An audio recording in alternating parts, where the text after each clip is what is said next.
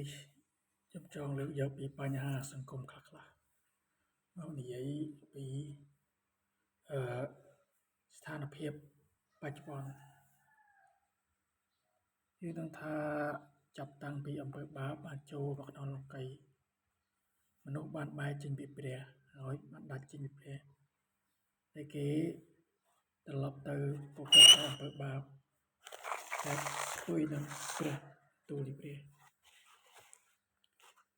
ប៉ុន្តែព្រះបានយើងមកដើម្បីដាស់តឿនដើម្បីកុំឲ្យមនុស្សយើងបានធ្លាក់ទៅក្នុងសេចក្តីអាក្រក់គឺការវិនាសសេចក្តីវិនាសអំពើបាបវាចង់ឲ្យបំផ្លាញមនុស្សដើម្បី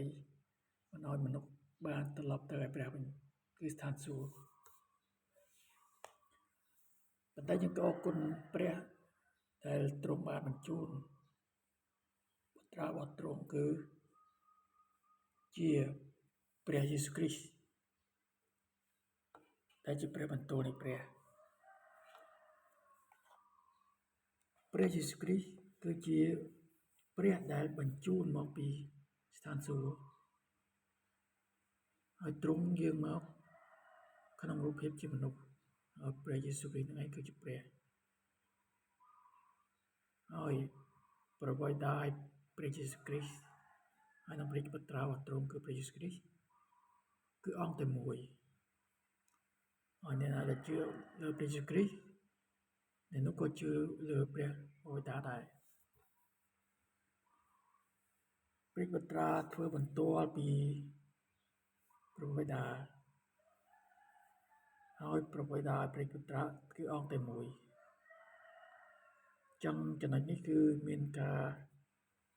ងឿងឆ្ងល់អំពីព្រះបិតានិងព្រះបុត្រាមានន័យថាព្រះបិតាបង្កើតព្រះបុត្រាហើយព្រះបុត្រាក៏បង្កើតមនុស្ស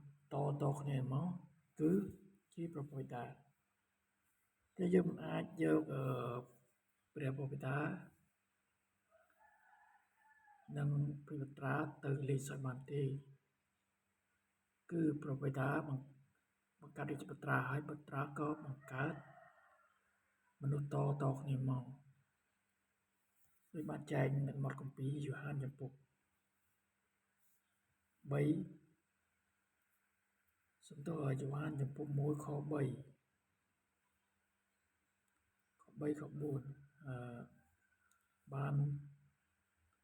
កត់ត្រាយើងបានដឹងថាគ្រប់របស់ទាំងអស់គឺព្រះនិតបង្កើតហើយរបស់ទាំងប្រមាណនោះគឺមិនមែនកើតក្រៅពីព្រះអង្គឡើយចឹងគ្រប់ទាំងអស់គឺកើតមកពីព្រះបុត្រាបន្ទាប់ពីព្រះបិតាបង្កើតព្រះបុត្រាក៏បង្កើតមកជាច្រើនទៀតហើយព្រះបុត្រាក៏ត្រឡប់ទៅព្រះបិតាវិញ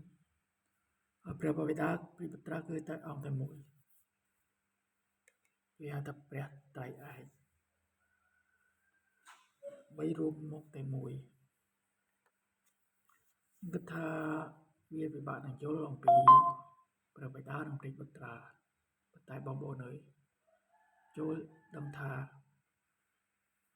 បើយើងគិតអំពីមនុស្សអ្នកណាដែលបង្កើតកូននោះហៅថាជាឪពុកអញ្ចឹងឪពុកនិងកូនគឺសាច់ឈាមតែមួយអញ្ចឹងរីឯស្ត្រីនិងបុរសដែលគេបានរៀបការយកគ្នាជាប្តីប្រពន្ធក៏ជាសាច់តែមួយដែរគឺតែមួយសុទ្ធត្រឡប់មកគឺជាសាច់មនុស្សតែមួយឆ្នេះហើយបានជាមនុស្សយើងមិនអាចនឹងលែងលះគ្នាបានទេបើសិនតែយើងលែងលះគ្នាបាក់បែកគ្នាមានន័យថាអរិយវេលបួងយើងហើយធ្វើឲ្យមនុស្សនឹងធ្លាក់ចូលអំពើបាបហើយស្វ័យប្រវត្តិគឺធ្លាក់ទៅនរកបឹងភ្លើងអូតូដូច្នេះបានជាយើងត្រូវបែកចិត្តមិនត្រូវឲ្យ ដីប្រពន្ធលែងលះគ្នាឡើយចឹងប្តីប្រពន្ធត្រូវតែជួបគ្នាមួយឆាកជីវិតនៃមនុស្សព្រះសពតិឲ្យយើងមានអាពាហ៍ពិពាហ៍តែម្ដងគត់បើកាលណាយើងមានអាពាហ៍ពិពាហ៍ពីរដងមានន័យថាយើងបានប្រព្រឹត្តសេចក្តីកំផិតហើយសេចក្តីកំផិតនេះគឺជាអំពើបាបដែលនាំឲ្យយើងធ្លាក់ទៅស្ថាននរកនរកកាលតែបើយើងត្រឡប់មករកព្រះដើម្បីជួយឲ្យលន់តួបាបហើយការដែលយើងបានរៀបការគ្នាពីមុនមកត្រូវជានីនឹងគ្នាវិញហើយបុរសក៏មិនអាចទៅរៀបការនឹងស្ត្រីនោះបានទេបើសិនជាយើងរៀបការជាមួយស្ត្រីនោះទៀតមានន័យថាយើងបានប្រព្រឹត្តសេចក្តីកំផិតហើយសេចក្តីកំផិតគឺជាសេចក្តីដែលមានទោសស្លាប់ខាងវិញ្ញាណព្រោះវិញ្ញាណត្រូវទ្រង់របស់យើងប៉ុន្តែបើវិញ្ញាណយើងដាច់ចេញគឺយើងប្រព្រឹត្តសេចក្តីកំផិតព្រះបានមានបន្ទូលឲ្យយើងបានដឹងច្បាស់មិនឲ្យយើងប្រព្រឹត្តសេចក្តីកំផិតដូចជាថ្វាយបង្គំលោកព្រះនេះក៏ហៅថាសេចក្តីកំផិតដែរការគ្រប់ប្រតិបត្តិលោកសង្ឃឬក៏សង្ឃដែលរាប់ថាបុគ្គលនោះជាព្រះលោកសង្ឃឬក៏បុគ្គលនោះគឺមិនមែនជាព្រះទេគាត់គ្រាន់តែយកទ្រឹស្ដីពីមុនដែលអ្នកដែលបានរៀនសូត្រចំណេះជ្រៅជ្រះហើយយកមកបង្រៀនយើងតគ្នាដូចជាច្បាប់ក្រឹតក្រមក្រឹតវិន័យហើយក៏រាប់គាត់ថាជាព្រះព្រោះថាដំបូងឡើយគឺព្រះបានប្រទានក្រឹតវិន័យដល់លោកម៉ូសេបន្ទាប់មកដោយសារសាសនាគេបំផ្លែងនៃក្រឹតក្រមនៃព្រះបានយកមកបំផ្លែងហើយទៅជាបង្កើតក្បួនច្បាប់ខ្លួនឯងដែលមិនមែនជាព្រះបន្ទូលចូលដឹងថាព្រះបន្ទូលมันអាចលោកឡំជាមួយនឹងធម៌អាឬក៏សេចក្តីបង្រៀនណាផ្សេងបានទេរីឯសាសនាយេស៊ូ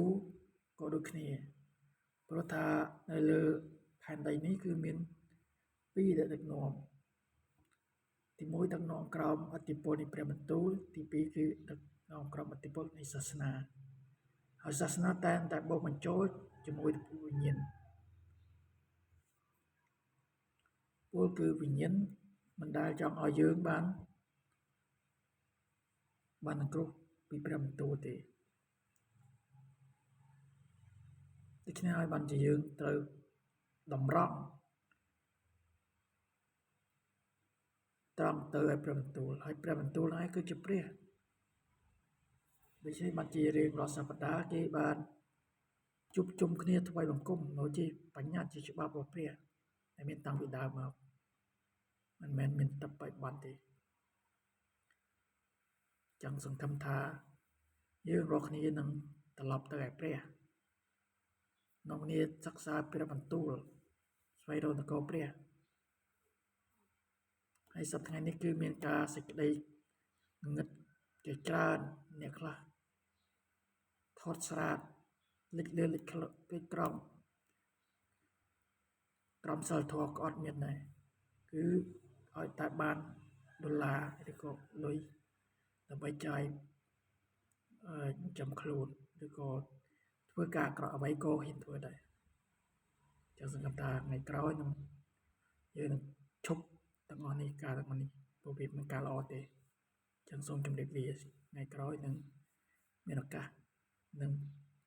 និយាយបន្តទៀតសូមអរគុណសូមជម្រាបលា